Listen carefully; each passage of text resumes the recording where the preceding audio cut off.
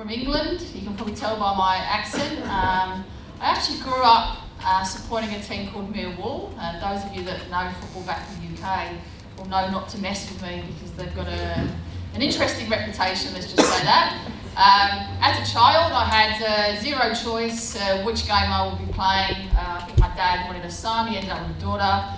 And I was playing from a very young age in the streets of London with my friends, with boys and girls, and pretty much fell in love with the game from there. I then went on to work within football, which was my dream job. Started out in the north of England, and I think people think that people are passionate about AFL over here, but you haven't seen passion until you've actually been in England, because seeing like little 4-year-old girls compete, whether they're from Sunderland or Newcastle, it's unbelievable that passion is drilled into them at such a young age. But I loved working in the game over in the UK. I loved growing the women's game in particular. And then I found myself over here in Australia and worked for the English FA, and started out with probably the easiest project you could think of, which was writing out a national registration system. And some of you in this room have worked with me on that project and know how challenging that was in the early days. Went on to then roll out the National Premier Leagues, which is equally another simple project.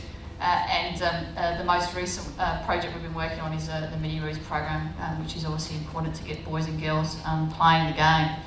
So I've had a strong history in football. I don't work in the game for any other reason than I'm passionate about it. I think football is the best game in the world. That's why you have more people playing football than any other game. And that's why I believe that the women's game here in particular is going to be as critical to football achieving its objectives as any other part of the game. So just to give you a bit of a snapshot in terms of the direction that we're heading in from a national perspective, we want to be a leading organisation for females in sport. We do have a long way to go in that journey, but I just want to give you an idea of the direction that we're heading and the work that we'd like to do with our stakeholders to bring that to life. We had a strategic decision to make at FFA. Did we call out women's football as a separate pillar within our strategy, or did we decide to ensure that runs through everything that we did? And we made a decision that women's football really is something that's core to what we do in the game, and therefore it shouldn't be a standalone pillar, and it should be part of absolutely everything that we do as we grow the game here in Australia. So starting with the leading pillar, which I'll talk a bit about later on, but that's obviously how we I suppose, grow and lead from the front in terms of the game. So that's talking about how we get more females into different roles at all levels in the game, which is obviously critical. The winning pillar, you just saw a great example of what we're trying to achieve with the winning pillar with the Matildas, but it's also important to think about what underpins that, and that's core to what we're doing in that space, particularly in terms of getting more girls and supporting girls at different age groups. The participation pillar, which is really about how we get as many girls playing the game, loving the game, falling in love with the game, and staying with the game as long as they can. And lastly, the W League, which is really about how we start to build the fan base and provide opportunities for our Matildas to play, but also start to grow the awareness of women's football here in Australia, which is obviously critical for us. There is a team at FFA that works on growing the women's game. It isn't just me, it isn't just Sarah Walsh. We did make a decision not to have a standalone department. We thought it was important that we do have all areas of the business focused on growing the game. So I am on the senior management team, and obviously I pull the strategy across women's football across the business. We have representation and responsibilities across our senior management team. I'd like to highlight, we've got one of those individuals here today, Mark Falvo, who was instrumental in bringing Brazil here to Australia. He's going to be instrumental in bringing the next opponent, which you'll be hearing about hopefully in the next few days, but that's always critical as well. We also have a general manager level. We've got people in the commercial department, in the marketing department that are focused on growing the women's game, and that drills right down to the coordinator level as well. So across all the key areas of our game, whether it's from the commercial, marketing, league, event operations, and human resources, we have key people working to drive the game. Another key person that is instrumental in the event side is Alex at the back, who brought event site today together. So culturally within FFA, there's been a real shift to ensure that women's football is actually core to everybody's role, and that sometimes is painful because it takes you slightly longer to get there, but we feel like we're starting to reap the rewards of that now. But it's a whole of game effort, and it isn't just about what FFA is doing, it's obviously about our member federations, our A-League clubs, and they all play a role within this space.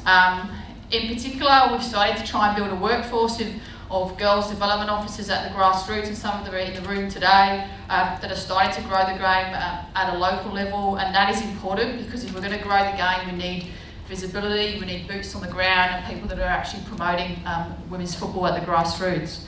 We're also seeing a lot more individuals, females being employed to grow the game within the A-League and the W-League space as well, which is obviously critical. Some of them are ex-players, some of them are current players, which helps them to be ambassadors and start to grow the game there as well. And it's also important because it enables A-League clubs and W-League clubs to actually start to provide full-time employment for females, and we do have a goal that we'd like to have as many females focusing full-time on football as possible, and I'll talk a little bit about that later on too. So we have 4 key pillars within our strategy to grow women's football. One key priority is female participation and growth, and I'll talk about that. The Westfield W League and making sure we have a strong competition is critical to our strategy. The Westfield Matildas, which are obviously critical in terms of when we think about unlocking that international aspect of our sport, which is clearly our point of difference. And then the last pillar, which is about building a legacy for women in football, and in particular the Women's World Cup bid and the potential to host the Women's World Cup can actually really help us to leverage that space in particular. So talking about female participation, I have to say this is an area which is really close to my heart. I think it's important that we can try and get as many girls loving our game and falling in love with our game. I think of my journey in particular. I played to an okay level in the UK, but I didn't represent my national team, but I've fallen in love with the game. I'm now giving back to the game, and I think that's really important that we can make as many females as possible, start to engage with our game long term. So in terms of female participation, we have around 270,000 women and girls playing the game. That's based on the recent Ozplay survey. So that doesn't just include people playing the game in the structure. It also includes lots of women and girls that might be playing outside of our structure too. We have a total of 531 female competitions, and that's important because nationally we're starting to do more analysis, working with federations and actually understanding when we drill down into the grassroots, how many girls-only competitions are being offered, how are girls actually playing our game, are they playing our game with boys, are they playing a girls team in a boys competition, is it mixed, etc., what's their experience and how do they feel about that opportunity. And we have 3,935 female football teams. So obviously, that's a great achievement for our sport, but we can go a lot further. I thought it was important today just to talk about some research that we've done in this space, because I think it's really important that we focus on understanding our customers, and in this case our customer is girls. And the research that we've done back in 2012, we did focus groups with girls that weren't playing football to actually understand what would it take to bring them into football, so we can actually start to unpack that a little bit more. I'm going quite practical here, and I thought that was important today because I think these are the things that we need to start to take away from our symposium. There's a general lack of awareness of opportunities that exist. So where do I go to play? What is being offered? There's a general lack of awareness there.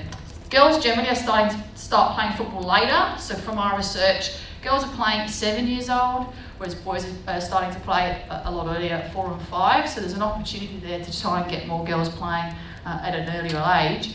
And in particular, when we think about the competition from other codes right now, we're the only sport from a game perspective that can start that early. So we should be getting girls to start earlier.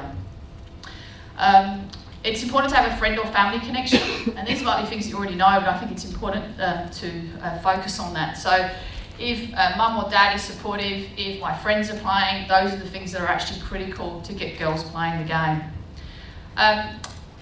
Knowing if they don't know anyone else that's playing, so if you're asking a girl to turn up to a session and perhaps she doesn't know anyone else that's there, then that's a key barrier for them. An emphasis on fun is important, so understanding the motivations of girls and why they're starting to play the game. Some girls just want to play for fun, and therefore how can we create opportunities that are focused on that?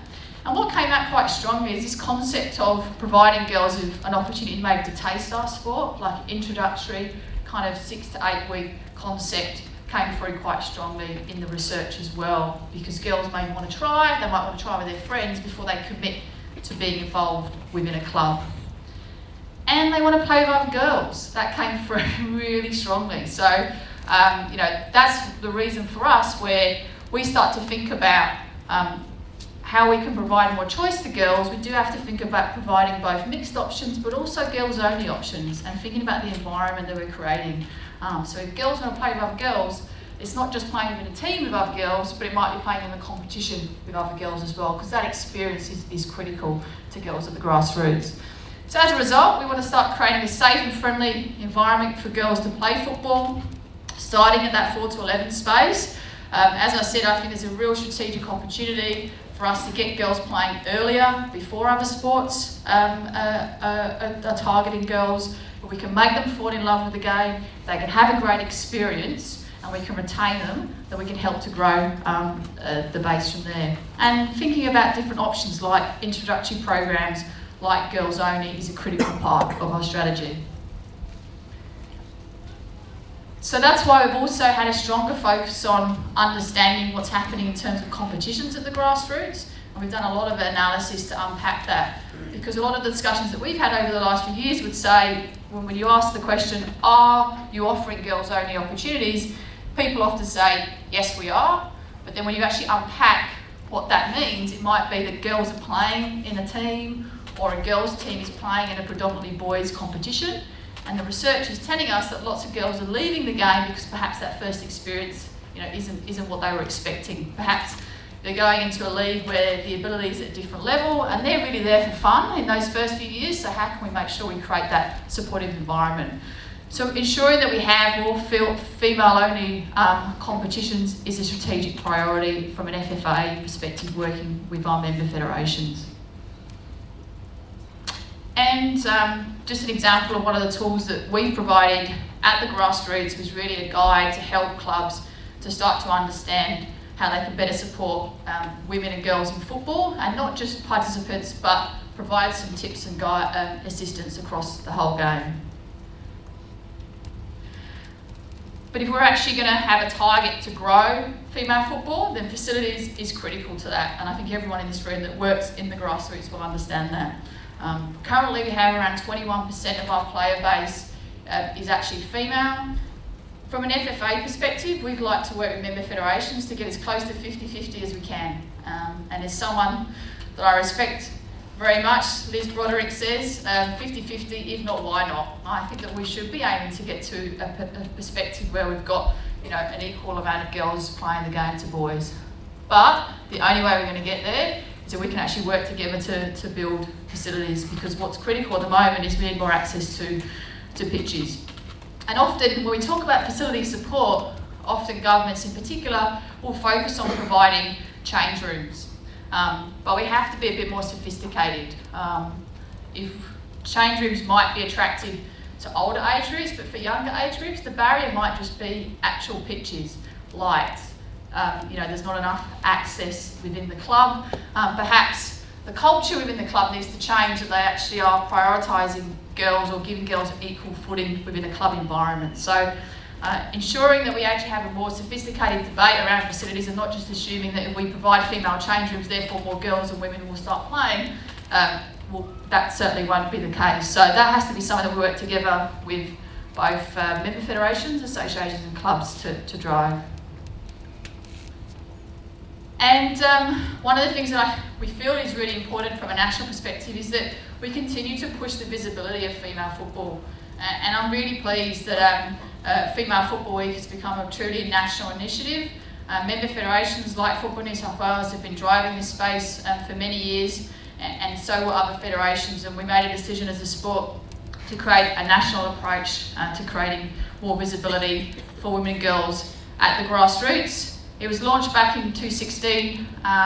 It now includes engagement from the A-League and the W-League, which is a critical part of that support.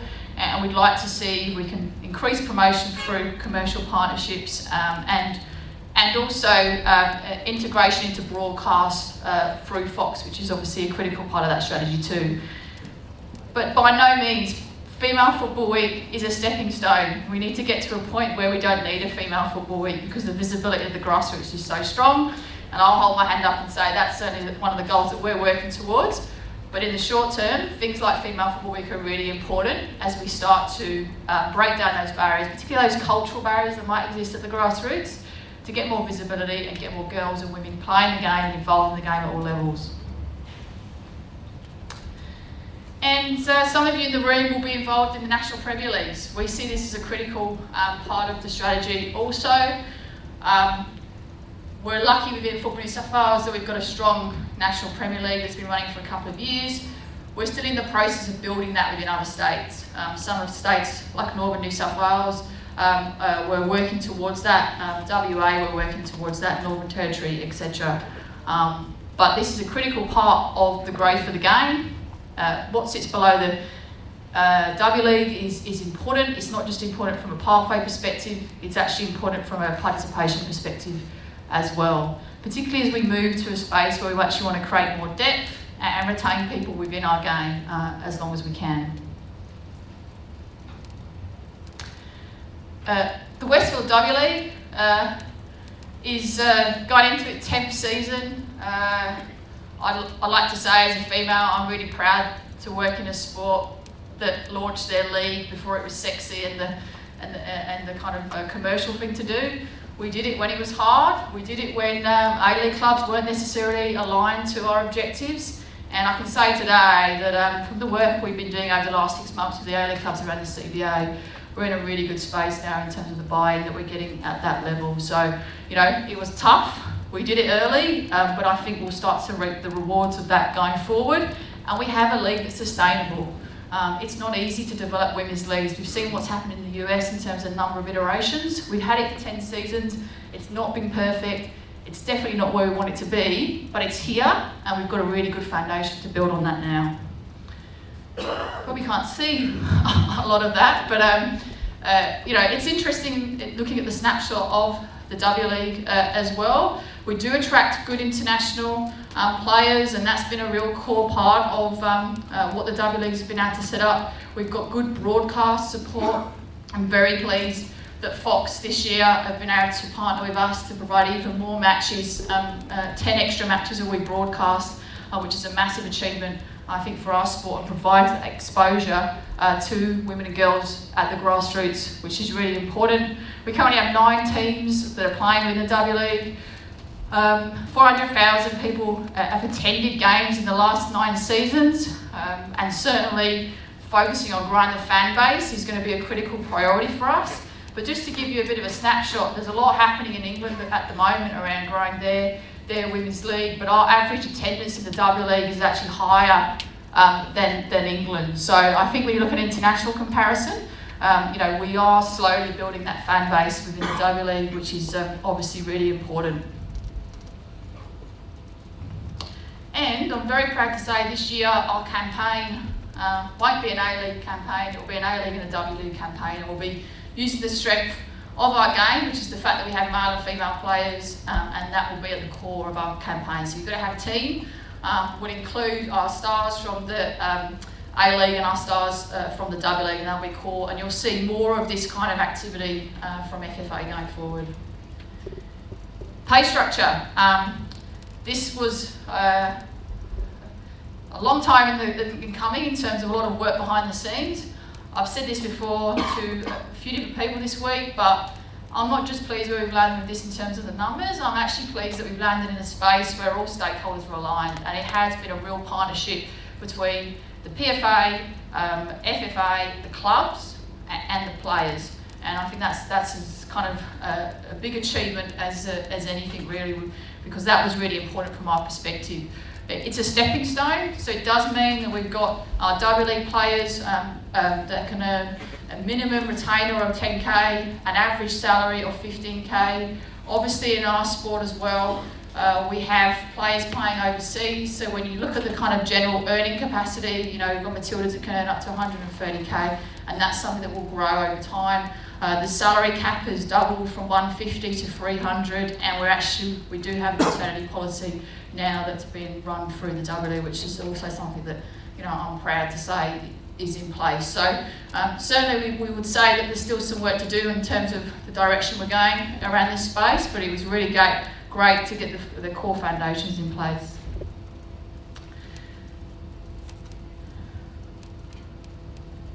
In terms of our continued growth of the W League, we are committed to continuing to go on that journey in terms of increasing the pay and conditions. We do want to get to a full home and away competition. We do want 10 teams. We want every single game broadcast, and if we've got a free-to-air partner, that would be something that we're aiming for as well. And we want strong integration with HOW. So it's one club, and that's something that we are working with all our stakeholders to achieve. And lastly, we want a great product, because if the W League is actually going to continue to grow, the football needs to be good. And I have to say right now, I think our product is probably better than a lot of the other women's sports products on the market. And that's something that we can all be proud of, and people in this room have contributed towards that in terms of the programs that you've been running. And I think that's something that we need to keep focused on, because that's how we'll build the fan base, that's how we'll build the engagement going forward. And then the Matildas. I think you all know what's happened with them lately. You know, the fact that we've sold out isn't just a testament, I think, to how fantastic what they did in the Tournament of Nations, but there was a lot of work going on behind the scenes to ensure that we actually put the game on sale early. We ticketed the game at the right price. We've got a good commercial partners on board to make sure that we achieve the best outcome for these games as possible. And we're really focused on fan engagement within the Matildas space. So every time you see the Matildas, we want them to be able to connect to to girls at the grassroots. So the community engagement is important. School visits, club engagement, open training sessions, signing sessions are a core part of what we're trying to achieve in that space. And for the future, you know, we would like to see the Matildas get to semi-final, and Staj's just walked in and he'll say, oh, I want 10 extra games if I'm going to achieve that objective. But we need to stay focused on that. It won't just happen because they're good, and we've talked a lot about that internally. We need a good, solid 12-month program. We need more games for the Matildas. We need to keep focusing on creating a professional environment. We need good underpinning programs. We need our most talented girls playing with boys. That's really critical. If you speak to most of the Matildas, and some of which are in the room, a lot of girls on their journey actually played with boys at one time or another, so that's really important. And we need to keep focused on increasing our depth, because only if we increase our depth we're going to be able to feed into the W League, but also compete internationally, because depth is what all the leading nations have. And finally, building a legacy. The Women's World Cup. It was something that FFAs had aimed to do for a while, and we think it will be a game changer, not just for women's football, but for football as a whole. And that's why we're on that journey to bid, and Fowles and Jano will tell you a bit more about that later on. But just one thing to bear in mind is when we compare the Asian Cup, which was so successful in this country, you know, the Women's World Cup in Canada had double the attendance and double the broadcast. So it's a massive commercial opportunity as much as it is, you know, a fantastic football event to host here in Australia. And we're focused on what happens behind the scenes as well. We have programs focused nationally on getting more females into coaching, refereeing and administration. Some females in the room have been part of some of those mentoring programs that we've run.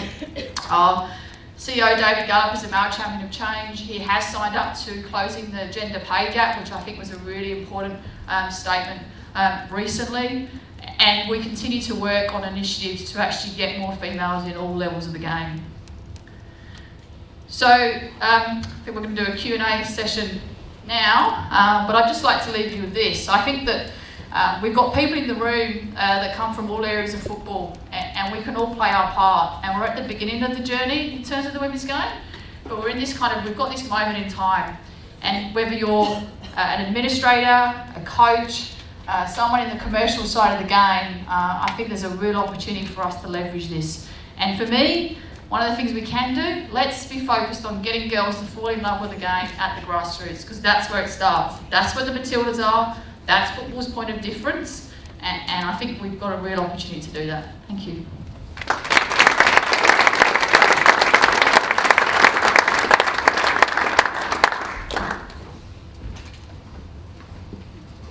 Super stuff. Is that on? Yes, we're on. Millwall, eh? No one likes us, we don't care. I know. I just want to pick up on some of the themes that you expanded upon during your speech there. First of all, the twin track approach that the FFA had initially of developing the women's game almost simultaneously with the A-League, the W League and the A-League together. That was a very sort of brave, and some would say risky strategy, wasn't it? Because the A-League clubs weren't necessarily on board, as you mentioned. Financially it was tricky, culturally it was tricky, but it seems to have paid off long term. Absolutely, and I think that in the early days of the creation of the W League, it was a lot of the member federations that were actually running the teams behind the scenes. And only really in the last 2 years have we had that transition to now all of the A-League clubs actually running their W League teams. So it was risky, and what that meant was that you had some clubs that were able to kind of fly off, like Melbourne City coming into the league has been massive in terms of setting the benchmark, and other clubs have certainly struggled in terms of building capacity. But I think that it's definitely paid off, and as I said, in that women's sports space, having leagues that are sustainable is critical for us going forward, and I think that's something that all the coasts have to really focus on. Part of that sustainability is, of course, as you mentioned, trying to build a fan base, because fans bring in money, they bring in sponsorship, they bring in better TV deals. Connecting with the big playing base is the eternal conundrum for football in Australia. It's the same in the men's game as well. How do you get that massive participation base to come and actually watch the teams and pay their money, and therefore expand the industry of football? Are you close to finding the solution? I think that we've certainly got some strategies that we're working toward. Digital plays a real role within that, and FFA has made a good investment working with member federations to actually invest in that digital space. So at the point where someone potentially is registering with the game, they can actually start to connect with the A-League and W League. But also it's about integration and visibility. I still often hear a lot of girls at the grassroots that don't know when the W League is on. They don't know potentially some of the players. So we've actually got to do a better job at integrating the W League and the Stars, with actual grassroots clubs, coaches, and get those individuals to become ambassadors for our A-League and W League, and that's something that we need to focus on. I want to pick up on that thing about Stars. At the moment, you've got a player in Sam Kerr, who a lot of people think is probably the best female player in the world currently. Any plans and strategies to make her front and centre, and others like Steph Catley, Caitlin Ford, Kai Son, all the rest of them? They're becoming big names, not just in football in Australia, but sport in Australia. How do you leverage those names? That's right. I mean, you're absolutely spot on, and I said it at breakfast yesterday. When Sam Kerr, I think she's going back to Perth, but let's say she goes back to Perth Glory, she will be more well known than any of the Perth Glory players, male or female. So Sam Kerr has an opportunity to help to transition, I suppose, support for the men's game as much as the women's game. But we have to support her, we have to treat her in the same way that we treat Tim Cahill. And that's about providing that direct support. It's about using Sam as much as we can to get out into the grassroots. And I think you'll see now, certainly I think the PR around these Matildas games, you've seen a lot more exposure of the Matildas, for simple things like on Sunrise, on Channel 7, and just getting their stories out there. Because I have to say, I love the Matildas because there's so many different individuals in this group, and they're authentic, and we need to start pulling those stories out so that different types of girls and different aspects of the community can connect to them. Okay, last one from me, and then maybe we'll have one or two questions from the audience, if there are any, before we move on to hear from Alan Stajic. I was interested to hear you talk about getting girls playing football at an earlier age, 4 years of age perhaps being the youngest. I spoke to Stephanie, who of course, as I mentioned at the start, is involved in a girls' football team. She reckons one of the biggest problems is at the age of 15, 16, the girls move on to different things. So how do you keep them at the other end of the age spectrum? Once they hit 15, 16 and their bodies start changing, they get interested in different things, maybe some of their friends drift away from the game. It's really interesting. I worked in football in England 15 years ago. We were kind of dealing with the same issue over there, and I think that what we need to do in football here is actually provide more choice. So if a girl is committed and she sees a pathway to get to the Matildas, to get into the NPL or the W League, then that's fine. But there are other girls that might actually want to play in a different type of way. So are we providing a one-dimensional opportunity for 11-a-side, or can we provide other opportunities? And I think that certainly member federations and people in this room are starting to think more about that. And summer football is a really great example of that. Perhaps a girl now doesn't have to commit to playing traditional kind of football, but she can still play in the summer and then come back into the game. Because I'm hearing lots more of people that go away for a period of time, but then actually do eventually come back in because they love the game and they enjoy playing. Any questions for Emma from the floor? Speak now or forever hold your peace. There we go.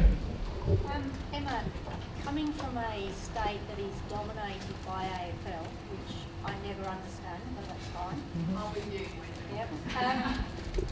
What strategies, if any, do you have that will assist to combat that? Because I would imagine the AFL and what resources they've got behind them could be seen as a threat, a challenge to the growth of football for girls and women.